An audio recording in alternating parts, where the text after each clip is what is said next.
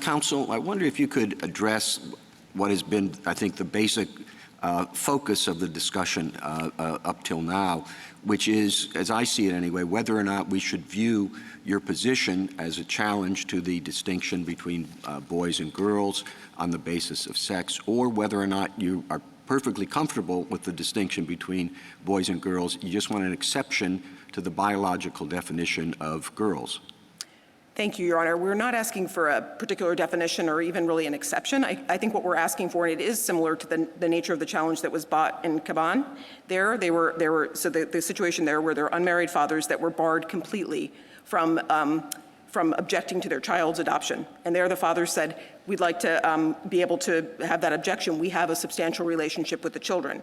And in the group, and there was actually a pretty tailored group in that case. In Justice Stevens' dissent, he points out it has to be an older child and there has to be a participation in the rearing. For that subgroup, they were allowed to challenge that and get the relief. And so, I do note too that Justice Stevens pointed out that it was an indeterminately small subgroup of an unknown number of fathers. So I think that's the analogy that we would draw here to what we're asking. So what would be the appropriate inquiry? And it's asking you basically for your response to Mr. Mupan in particular, that going sort of challenge by challenge, whether it's based on a transgender status or anything else in the situation, is really transforming intermediate scrutiny to strict scrutiny.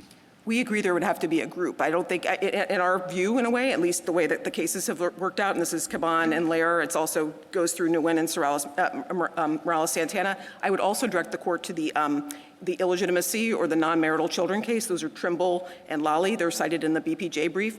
In the same way, I think the court looks, is there a definable group that's not just a person who happens to not meet the fit, but actually a group where the rationale doesn't make sense for the subgroup. But the group can be somewhat specific. Like in the case of Caban, it was actually unmarried fathers who had acknowledged paternity and had a substantial relationship. In the Trimble case, it was non-marital children who had a confirmation of paternity and a relationship with the father. Well, that sounds an awful lot like strict scrutiny, unless you're going to say whenever you can come forward with anything that is an exception to the boy-girl distinction. In any case at all, you can go forward with the strict scrutiny challenge, whether it's 1% or whether it's 12 people, and I'm just not quite sure, grasping why your position isn't really an effort to apply strict scrutiny to a distinction that we haven't applied it to.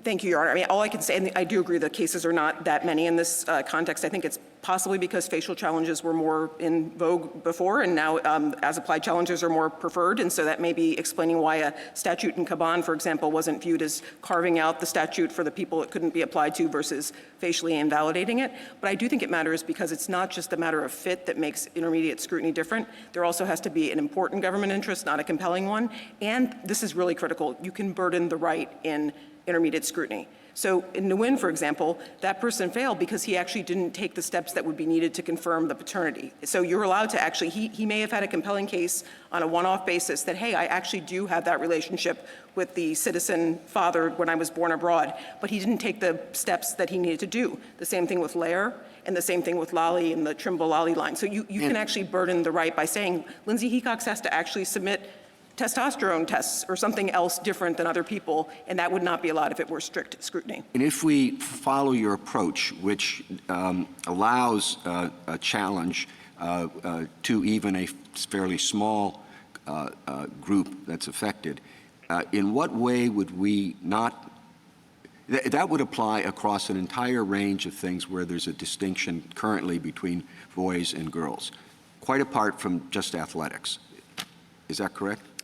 Your Honor, I do think that the question would, I think we're not trying to invent something here. I think we were trying to draw from what we understood to be precedent from the court, and I would direct you to the Equal Protection Scholars Brief. They have some scholars that have actually focused on this question of what does an as-applied challenge mean in the equal protection context. But I think taking a step back, the question always would be looking at what the state's asserted interest is here.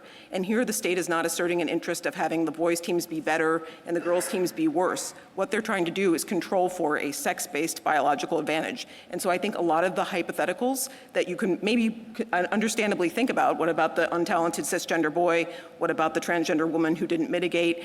You know, what about this or that? That gets taken care of because the testosterone is the advantage on this record, and almost all the people that might want to try to get an as-applied challenge under some other idiosyncratic framework would not be able to show that their exclusion actually And was. Ms. Hartnett, Okay, and this will be my last No, please. question.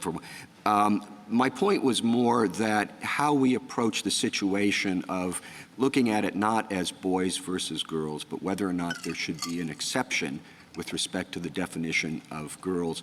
That would, if we adopted that, that would have to apply across the board and not simply to the area of athletics.